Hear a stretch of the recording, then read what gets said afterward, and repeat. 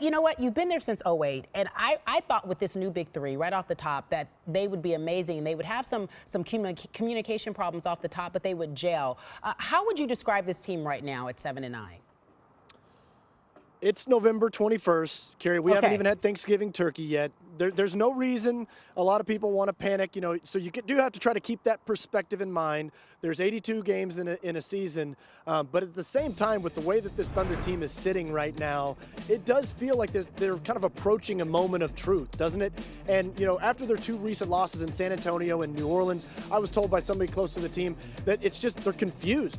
Right now they're a little bit baffled as to why they're having these issues. They're building big leads in games and then watching them just slip away as the game tightens up on them. But as they have the Golden State Warriors, the defending champions, rolling into town with that former player that they used to have and all the energy and emotion that will come with that, it does feel like that this is kind of that game where the Thunder are going to go one direction or the other. And all their losses that they've had, they've been close games.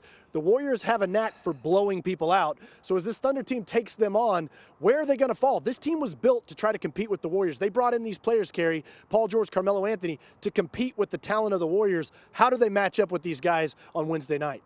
And you say that former player, should we say his name? It's KD, right? That's who we're talking about. KD against his former team. Let's remind people what happened on February 11th when KD went back to OKC. Well, Durant has said he's been thinking about this for about a month now. The instinctual reaction of fans is going to be to boo. Kevin's done a lot for Oklahoma City and our team when he was here, so it's kind of up to them. Starting at forward, 6'9" from Texas, number 35, Kevin Durant.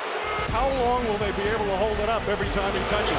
His first shot, it won't matter. They're going to continue to move. Up top to Durant, fakes the three, now drives and lays it in. Boy, the fans here at the peak remember that. Some of the boos have lost its luster a little bit as the game has gone on and Golden State has pulled away. Half court, Russell Westbrook's looking at Kevin Durant saying, I'm coming. And Kevin Durant says, so what? Well, I still think there's a ways to go before we're going to see that reconciliation that many are hoping for. I'm here for the pettiness. I'm coming. So what? I'm coming. So what? Like, I love it. I love it. I love it. I love it. Okay, so meanwhile, talk to me about what's the feeling with Durant returning now. I think they've chilled, right? They like him. They've forgiven him. It's all good.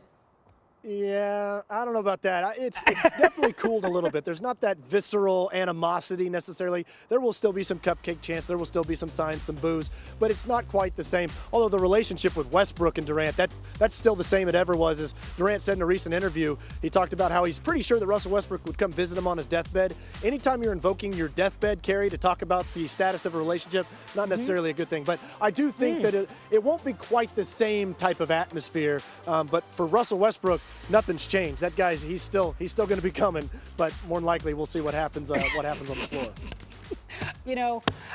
Always good television. Royce Young, thank you so much for joining us here on SportsCenter Coast to Coast. I appreciate you.